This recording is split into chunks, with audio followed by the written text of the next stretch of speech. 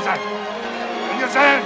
Mr. Miyagi, it's over. No. It's over. Forget about it. No. I'm afraid. Just get out of here. I want to go home. Cannot, must not. It's okay, lose to opponent. Must not lose to fear. No, I'm afraid. I'm afraid of him, all right? What do I do? What if I told you that fear is not always a bad thing? In fact, it plays a vital role in our lives and can even motivate us to achieve our goals. But how much do we really know about fear and its impact on our daily lives? Right off the bat, I've got to say that fear just gets a bad rep. Whereas the reality is, it's a powerful and complex emotion that has been studied by psychologists for decades. Now here's what we all tend to know and associate with fear. It's a natural response to perceived threats, both physical and emotional, and it's a sign of weakness. Now, while fear can be unpleasant and uncomfortable, it's also a very necessary part of our survival instincts. In this video, we'll explore the role that fear plays in our lives, from its physiological effects, i.e. what happens to our bodies, to its impact on our behavior and mental health. With that said, let's dive in. So I guess the first thing to say is, fear is hardwired into us.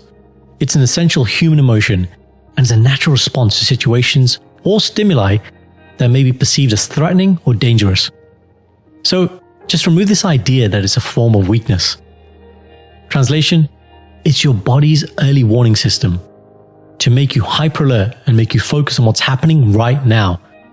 It's an instinctual reaction that has evolved over time to help protect us from harm and ensure our survival. Here's the thing, fear can be experienced in many different ways, from quite mild worry to intense terror. And it can be triggered by a wide range of stimuli, including physical danger, social rejection, or psychological stresses. Our response to fear can also vary depending on our personality, past experiences, and current circumstances. i.e., the way we experience fear is subjective, and to someone else, it may seem really irrational. Take, for example, my fear of animals, and especially dogs. I know that if I see a loose dog in the park, my heart starts to race, and I have to keep a visual on the dog, just to make sure it doesn't get too close. But if it comes to insects and spiders, I have zero issues. The physical sensations of fear are all too familiar to most of us. Our heart rate increases, our breathing quickens, and our muscles tense up.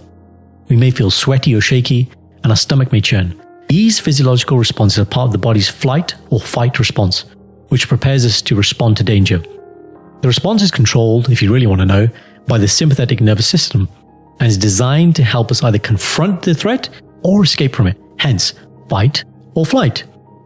Now, while fear can be unpleasant and uncomfortable, it plays a crucial role in keeping us safe. Without fear, we'd be much more likely to take risks and engage in dangerous behaviors. Fear motivates us to take precautions, avoid risky situations, and protect ourselves and those around us. Fear can also be a powerful motivator in other areas of our lives. For example, the fear of failure can drive us to work harder and strive for success.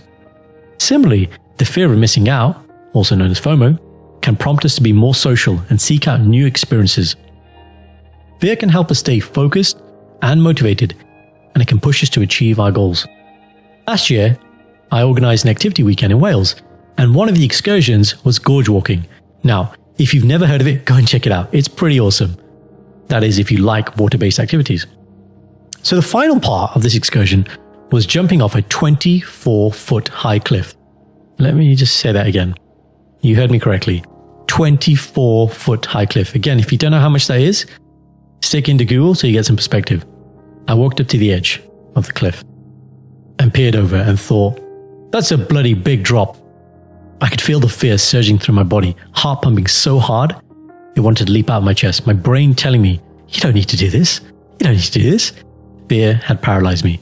Time had completely stopped. I could see the instructor mouthing, do you want to do this in slow motion? But I couldn't hear him.